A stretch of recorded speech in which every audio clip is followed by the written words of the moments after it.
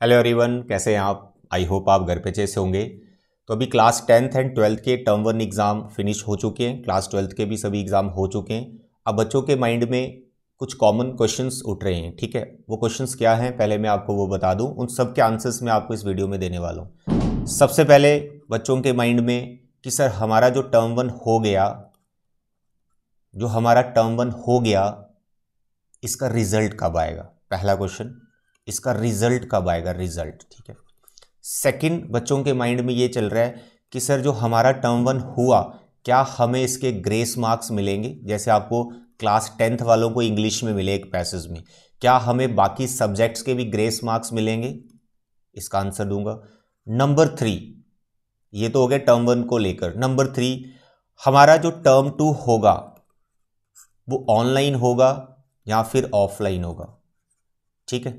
Number 4, ये बहुत सारे बच्चों की क्वेरीज है, तो इस वीडियो को देखने के बाद आपको कोई और वीडियो देखने की जरूरत नहीं है। मैं सारी चीजें आपके साथ डिस्कस करने वाला हूं। नंबर 4 क्वेश्चन फिर से टर्म 2 को लेकर कि सर हमारा जो एग्जाम है ये कौन से मंथ में होगा, कौन से मंथ में हमारा ये टर्म 2 का एग्जाम होगा, यानी कब सीबीएसई एग्जाम लेगी।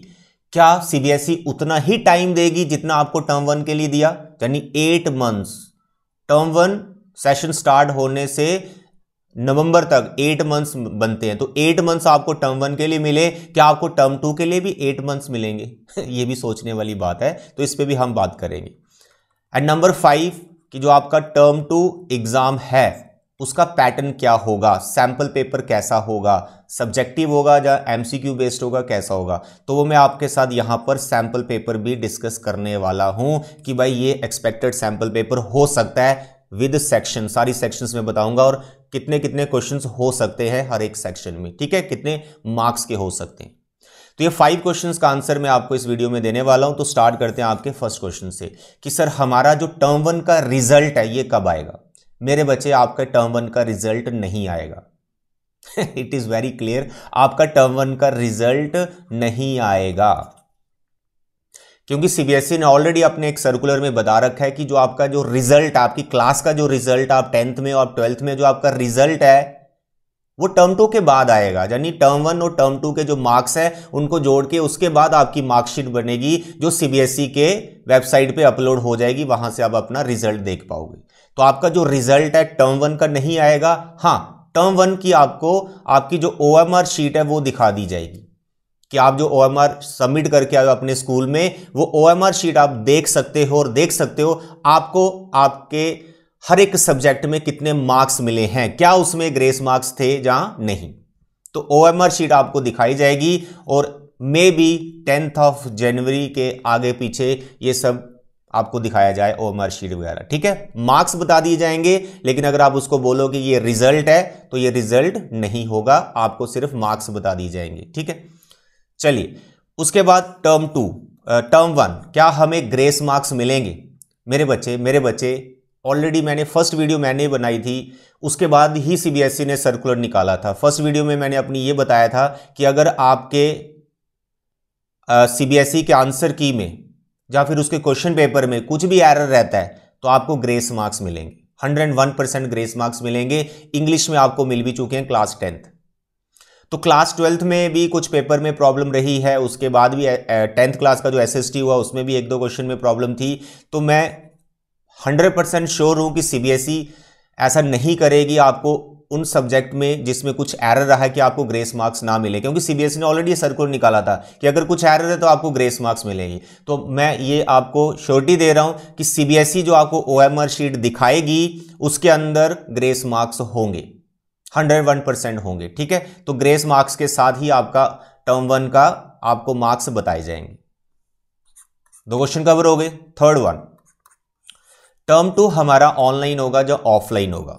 तो ये भी एक सर्कुलर सीबीएसई ने जब रिलीज किया था, मोड ऑफ एग्जामिनेशन बताया था कि अगर कोविड, जो भी अभी ओमिक्रॉन नया वेरिएंट आ गया है कोविड का, अगर ये नहीं बढ़ा यानी इंप्रूव हुआ, फैला नहीं, पैंडेमिक कंट्रोल में रहा, तो भाई आपका जो टर्म 2 है वो ऑफलाइन होगा। लेकिन अगर सिचुएशन खराब हो गई, आपको भी पता है, फिर ऑनलाइन में आपको आना ही पड़ेगा। तो इसमें बिल्कुल क्लियर कट है, दैट डिपेंड्स ऑन कि वायरस कंट्रोल में है या नहीं है।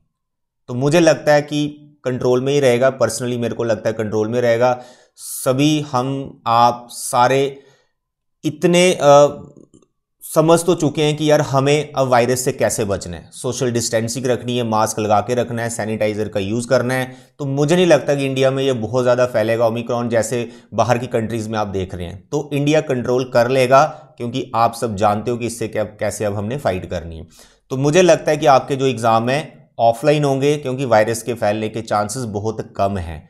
नो डाउट कि कुछ केसेस आ रहे हैं, अलग अलग स्टेट्स में सुनने को आ रहा है, बट आई थिंक कि कंट्रोल में हो जाएगा जब तक आपके एग्ज़ाम होंगे। सो आप ऐसा मान के चलो कि आपके एग्ज़ाम ऑफलाइन होंगे, ऐसा मान के चलो, ठीक है। अच्छे से प्रिपरेशन करो, आप ऑफलाइन माइंड में लेके चलो कि आपके एग्ज़ाम ऑफलाइन होंगे, ठीक है। नेक्स्ट, टर्म 2 कौन से मंथ में होंगे? अब ये क्वेश्चन बहुत इंपॉर्टेंट है। यहां पे एक डिस्कशन का मुद्दा आ जाता है कि यार आपको टर्म 1 के लिए 8 मंथ्स दिए गए, 8 मंथ्स, और आप अगर टर्म 2 देखें ना, मार्च को इंक्लूड करते हुए, आप लगा लो पूरा जनवरी, ठीक है, पूरा फेब और पूरा मार्च, और दिसंबर में हाफ लगा लेता हूं फॉर क्लास 10th 12th वालों को तो दिसंबर भी नहीं मिला। तो आप लगभग 3.5 मंथ्स मान के चलो कि टर्म 2 के लिए मिल रहे हैं।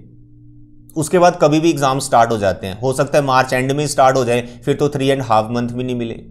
तो यहां पर सीबीएसई को यह सोचना पड़ेगा कि अब हम यहां पर टर्म 2 के लिए कितना टाइम दें, क्योंकि टर्म 1 के लिए 8 मंथ्स दिए और टर्म 2 के लिए 3.5 मंथ्स। जस्टिफाई कैसे करेगी सीबीएसई इस चीज को?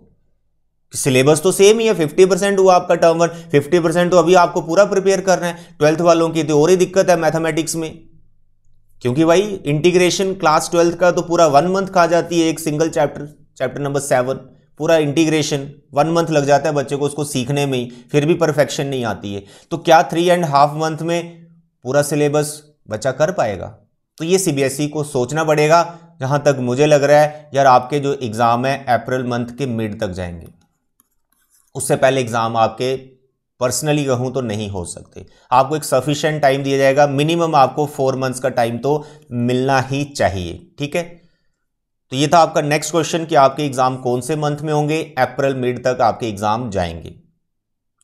नेक्स्ट, टर्म 2 का सैंपल पेपर। मेरे बच्चे, अगर आपका एग्जाम ऑफलाइन हुआ, उसके बाद आपका एग्जाम ऑफलाइन हुआ तो उसमें आपके एमसीक्यूज नहीं आएंगे, आपका पेपर सब्जेक्टिव होगा। ये ऑलरेडी सीबीएसई ने बता रखा है, और उसकी जो टाइमिंग होगी वो 2 आवर्स होगी, 2 घंटे का आपका पेपर होगा। और आपका होम सेंटर या फिर अदर स्कूल सेंटर में भी आपका सेंटर बन सकता है। बट मुझे अभी तक जो भी आपने टर्म 1 में एक्सपीरियंस किया, हमने एक्सपीरियंस किया कि आपका जो टर्म 2 है वो आपका भी होम सेंटर नहीं होगा, क्योंकि बहुत सारे आपने चीटिंग के केस देखे। तो आप डिफरेंट स्कूल में जाएंगे अपना एग्जाम देने। तो यहां पर जो आपका सैंपल पेपर है उसको लेकर हम डिस्कस कर लेते हैं। एक तो सब्जेक्टिव होगा, और सैंपल पेपर कैसा हो सकता है, मैं अपने एक्सपीरियंस से बेस पे और पीछे सीबीएसई के जो सैंपल पेपर रहे हैं सब्जेक्टिव पेपर के लिए वो क्या क्या होते थे, समझो ध्यान से। टर्म 1 का जो सैंपल पेपर है पहले उसको समझो कि आपके पास 3 सेक्शंस थी, ए, बी एंड सी। हर सेक्शन में 20 क्वेश्चंस डाल दिए और 20 में से आपको 16 करने थे। यहां भी 16 करने थे। ये मैं मैथ्स की बात कर रहा हूं, मैथ्स को लेके समझा रहा हूं आपको। और आपका जो सेक्शन सी थे इसमें आपको 8 क्वेश्चन करने थे 10 में से, यानी टोटल आपको 40 क्वेश्चंस करने थे 90 मिनट्स के अंदर। 90 मिनट्स में आपको 40 क्वेश्चंस करने थे मैथ्स के, और बाकी लगभग ऐसा ही था। किसी में 50 थे, किसी में आई थिंक 60 तो किसी में नहीं थे, लगभग 50 क्वेश्चंस ही आपको करने थे बाकी सब्जेक्ट्स में।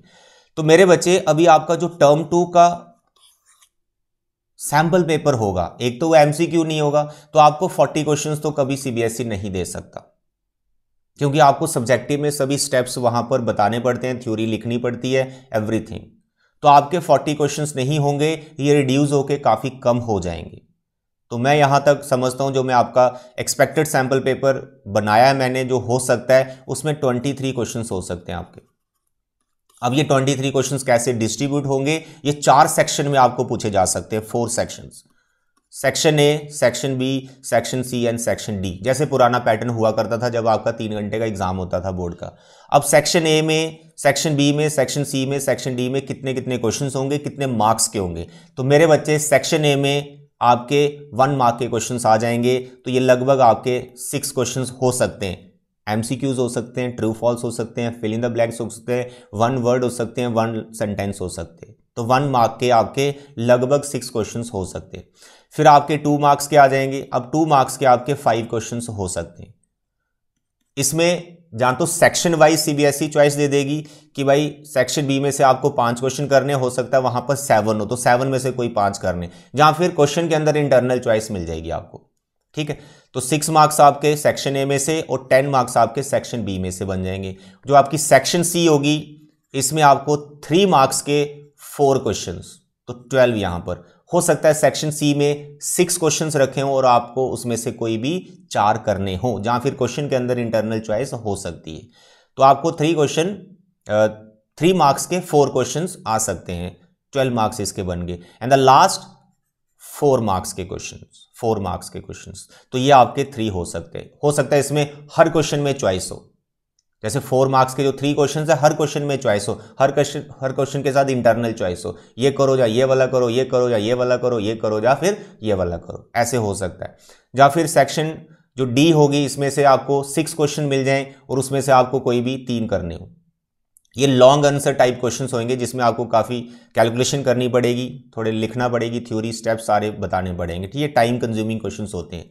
तो 12 नंबर आपके यहां से बन गए। तो आप इनको टोटल करो तो आपको बन रहे हैं यहां पर 40 मार्क्स।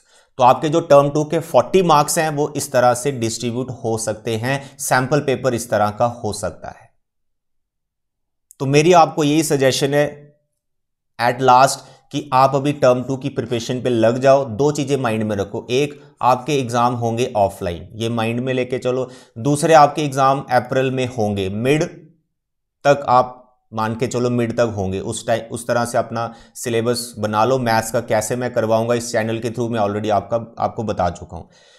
ऑफलाइन होंगे, अप्रैल में होंगे। नेक्स्ट आपके सब्जेक्टिव होंगे और सब्जेक्टिव का जो पैटर्न होगा वो मैंने आपको अभी बता दिया कि इस तरह से 23 क्वेश्चंस आपको मिल जाएंगे। ठीक है, ये मैं मैथमेटिक्स की बात कर रहा हूं, बाकी थोड़ा बहुत वेरिएशन बाकी सब्जेक्ट में हो सकता है जो मैंने यहां पे सैंपल पेपर डिस्कस किया है।